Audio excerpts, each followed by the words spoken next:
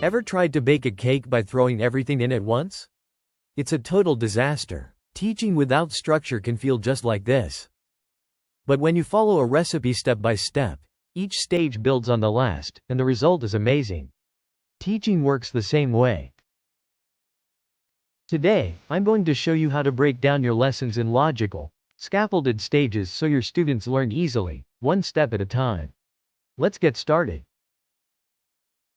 So, what exactly is scaffolding in teaching? Just like building a structure, scaffolding means breaking your lesson into smaller, manageable chunks that build on each other. Think of it this way: you wouldn't teach multiplication without first making sure your students understand addition, right? That's scaffolding. Each step in the learning process builds on the previous one, ensuring students are never overwhelmed.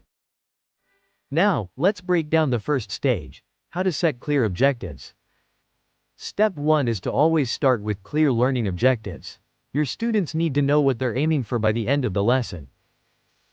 For example, if you're teaching about the water cycle, your objective could be, by the end of the lesson, students will be able to explain the stages of the water cycle. Clear objectives help keep the lesson focused and guide students towards a specific outcome. Before we jump into teaching the new material, we need to connect it to what students already know. That's where activating prior knowledge comes in. Let's say you're teaching a lesson on the water cycle. You could start by asking, what happens to your clothes when they dry in the sun? Or, have you ever seen fog in the morning? These everyday experiences help link the new concept to something familiar. By making these connections, you're helping students build on their prior knowledge, which makes it easier to introduce the new material. Once you've activated prior knowledge, it's time to present the new information in a way that's clear and easy to understand. Let's move on to step 3. Now it's time to introduce the new material. The key here is to break it down into simple, digestible parts. For example, when introducing the water cycle, start with evaporation, explain it clearly, and use visuals to show what's happening. Then move to condensation, and finally precipitation, layering the information step by step. The more concrete and relatable the explanation, the better. Simple visuals or hands-on demonstrations make abstract concepts easier to grasp. Now that your students understand the new information, it's time to let them practice, but not on their own just yet.